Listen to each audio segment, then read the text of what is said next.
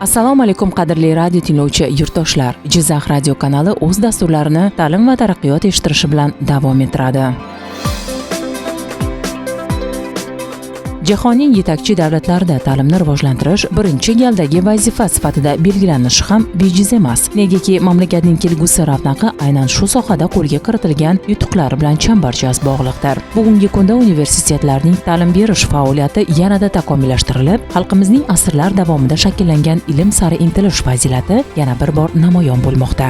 Hozirgi paytda barcha o'tiladigan darslar va kasb mashg'ulotlar jarayonida tinglovchilarga o'qitishning ilg'or pedagogik texnologiyalari asosida dars o'tishga, o'tilayotgan dars jarayonlarining hammasi ilg'or pedagogik va axborot texnologiyalaridan foydalanishga qaratilgan. Fan va texnologiyalarning eng so'nggi yangiliklari jahonning ilg'or tajribalaridan o'rganilgan holda ta'limda tizimli ishlar amalga oshirilmoqda.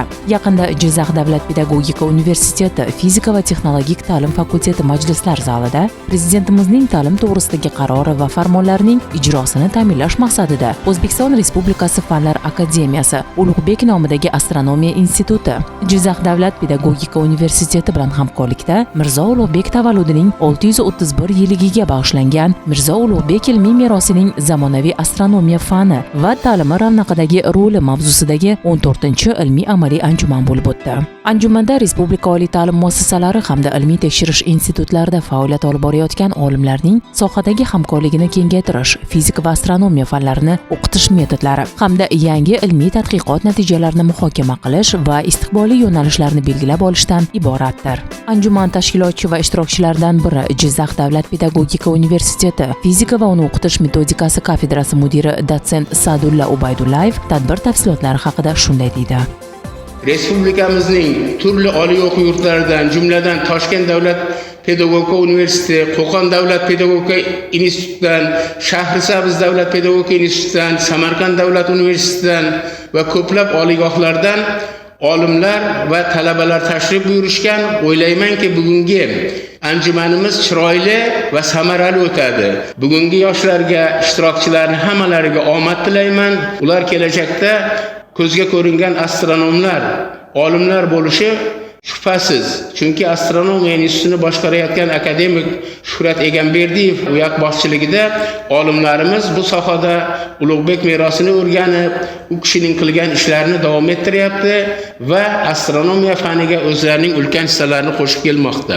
Astronomiya mana Supadagi bizning katta markazimiz, o'sha yerga sayohatlar uyushtirilyapti. Gagarin shahridagi Gagarin muzeyiga uyushtirilyapti. Yana bir quvonchli tomoni, bu yil 25 ta astronomiya yo'nalishidagi talabalarni qabul qilish rejalashtirilgan. Chunki maktablarda sof astronomiya fanidan dars o'tadigan o'qituvchilar kam. Chunki fizika o'qituvchilari, matematika o'qituvchilari, boshqa o'qituvchilar bu fanni o'tib kelishyapti. O'ylaymanki, o'z fanini yaxshi ko'rgan shu fanni mutaxassislari bo'lsa, kelajakda Ulug'bekka o'xshagan olimlar, ziyoli insonlar ko'plab jamiyatimizda yetishib chiqishadi va ular xalq uchun, el uchun xizmat qiladi.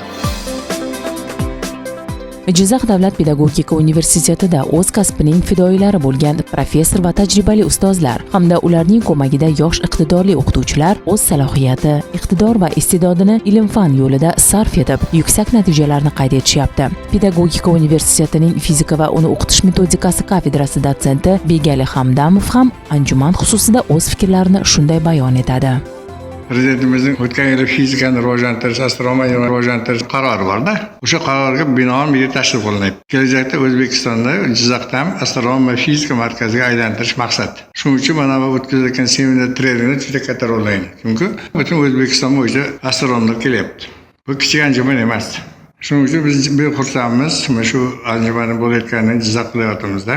Institutimizning rivojlanishiga ham, viloyatning ham ilm-fanning rivojlanishiga ular sezilarli ta'sir qiladi. Mana shu anjumanlarning hammasini o'tkazishga asosiy maqsad maktablarda astronomiyani rivojlantirish, fizikani rivojlantirish asosiy maqsadimiz. Mana shunday paytda bu yerda maktab o'qituvchilari ham qatnashyapti. Jizzax viloyatidagi hamma ilmiy institutlarning o'qituvchilari ham rahbarlari qatnashyapti. Shuning uchun biz ana shu uni bayram sifatida qabul qilamiz.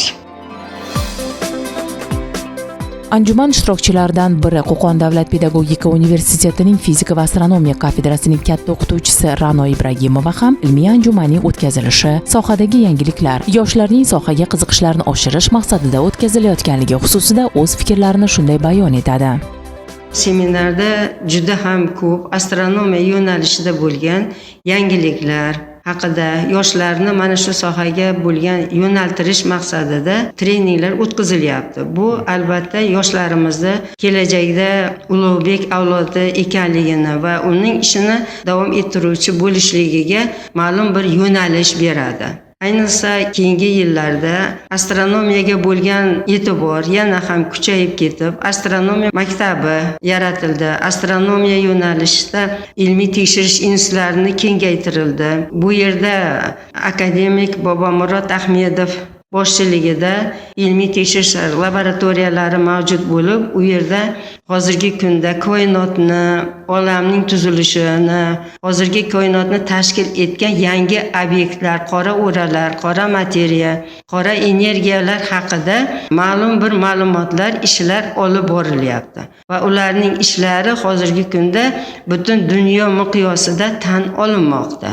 Laboratoriyalarda kerakli bo'lgan hozirgi zamonaviy kuzatish asboblari, kompyuterlar bilan jihozlangan va ular doimiy ravishda koinotda mavjud bo'lgan rasadxonadan kelgan ma'lumotlarni o'rganib, o'zlarini fikrlarini o'shalarga qarab turib, nazariyalarni yaratib borishmoqda. Ularni yoshlarga tanishtirish, ularni bildirish yoshlarimizda albatta shu sohani yanada ham rivojlantirishga, o'rganishga yordam beradi deb men o'ylayman. O'z kasbining fidoyilari, professor va tajribali ustozlardan kasb sirlarini egallayotgan talabalar bugunda o'z yo'nalishlari bo'yicha nafaqat viloyatimizning, balki respublika ijtimoiy-iqtisodiy hayotida o'zining yetakchi o'rniga ega bo'lib bormoqda. Jizzax davlat pedagogika universitetida ham iqtidorli talabalar bilan ishlash tizimli ravishda olib borilmoqda. Ta'lim sifatini oshirish, raqamli texnologiyalar va ta'lim platformalarini joriy etish, yoshlarni ilmiy faoliyatga jalb qilish, innovatsion tuzilmalarni shakllantirish, ilmiy tadqiqotlar natijalari, yutuqlarini hammasini elektron tarzda jamlaydigan platforma yaratildi. Oliygohning fizika va texnologik ta'lim fakulteti fizika va astronomiya yo'nalishi 4-bosqich talabalaridan biri Nilufar Abdiyeva anjuman tafsilotlari va yoshlarga yaratilayotgan keng imkoniyatlar haqida, qolaversa, astronomiya fanining boshqa fanlar bilan bog'liqlik jihatlari haqida shunday deydi. Anjumanda O'zbekiston Respublikasi Fanlar akademiyasining professorlari, doktorantlari, o'qituvchilari va talabalar ishtirok etishyapti ushbu seminarda. Men ham ushbu seminarda o'z mavzuyim bilan ishtirok etmoqdaman. Mening mavzuyim neytrino astronomiyasining astrofizikadagi roli. Ushbu seminardan asosiy maqsad har bir doktorant yoki professor kelib yangi zamonda bo'layotgan turli xil rivojlanishlar va yangiliklarni talabalarga va boshqa olimlarga ulashishdan iboratdir. Ushbu seminarda respublikamizning turli viloyat va hududlaridan o'zining ilmiy ishlari bilan o'qituvchilar, talabalar kelishmoqda. Bu tashriflarda bizning o'qituvchilarimiz va talabalarimiz ularni yaxshi kutib olib, turli xil shart-sharoitlarni yaratib berishmoqda.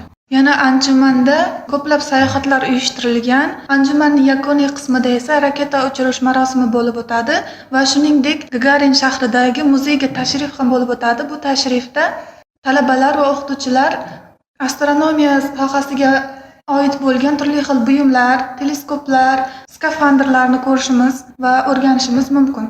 Biz astronomiya sohasini o'rganganimiz tufayli koinotni o'rganishimiz chuqurroq bo'ladi va fan va texnikada katta yutuqlarga erisha olamiz desam mubolag'a bo'lmaydi.